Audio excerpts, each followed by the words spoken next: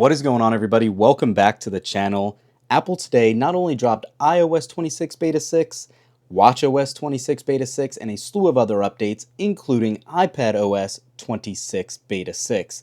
And right when you go to launch it and you agree to the terms and everything, you will see some new information here, including a new setup screen or kind of walkthrough letting you know about iOS 26 and its liquid glass design changes right here.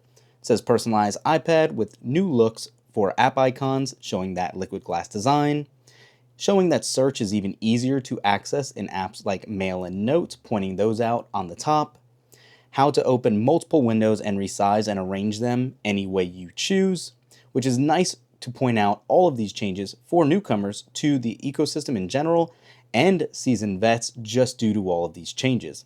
That's all that it shows. Once you continue, you get your typical hello, welcome screen, and you just say get started, and we are in. So jumping into settings, general, and about, you can see we finally have a new build number of 23A5318C.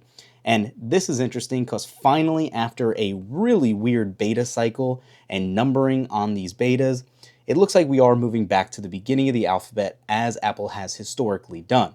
What I mean by that is the prior betas were all over the place. It almost looked like we were going in opposite order to the end of the alphabet instead of the beginning of the alphabet to know when a beta was thought internally as being nearing completion. Now that this is a C build, we know that we are heading in the right direction and on track for next month's public release. As we've talked about, iOS and iPadOS really, let's just say no for this for now. Beta 5 didn't have a ton of changes. There were some tweaks here and there, but jumping around from Beta 5 to 6, everything looks pretty smooth. Let's go ahead and jump into, let's just do the Stocks app really quick, and then we'll get back into the settings. But really quick, I just want to test and see how everything is really running. Let's go to the Stock Exchange, open up an article here, and it is flying along. Battery life was not a problem in Beta 5. I don't expect it to be an issue in Beta 6 either. And like I said, back to settings in general. iPad storage was one thing I did bring up simply because of how bad system data was in our iPhone 16 Pro Max. And you can see here it's taking up only 3.62 gig, nothing near the 36 that we're taking up on our 16 Pro Max.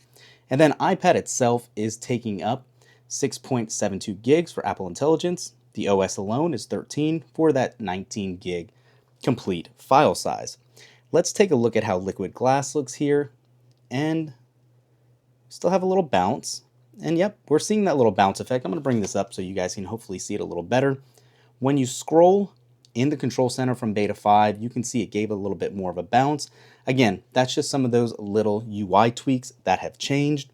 We know we have the Journal app now on here, the Files app, the Preview app, which is still kind of, I really don't know. Comment down below, guys. Let me know what your thoughts are on that app, and tell me if you have any use of this Preview app. It just seemed kind of weird, since when you would click on it, up until recently, you couldn't just simply preview it here. You would have to go in, and actually load it in the Files app or something like that. Now it's clearly working better, and it seems to be what you would expect. Looks like you can't swipe down to close it. Let me go ahead and just go back. Yeah, so again, still think this is kind of a duplicate app, not really much needed here. We talked about all the resizing and options of that nature. But having said all that, background processes I finally put to the test the other day, and it did work very well. So that was good to see.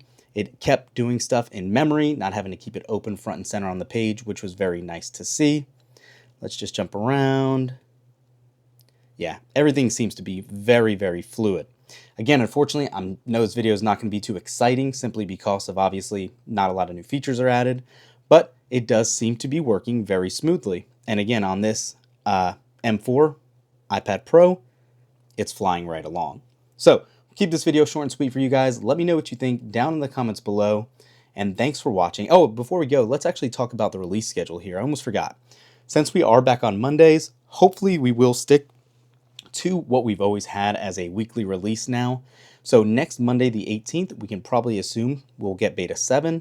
And then on the 25th, possibly an 8th beta. So we'll have 7, 8, yep. And then right around the 8th, we are expecting the actual announcement of the new iPad or iPhones and Apple Watches. So right around that timeline, we should get the RC as well. Thanks for watching. We'll catch you in the next one. Peace.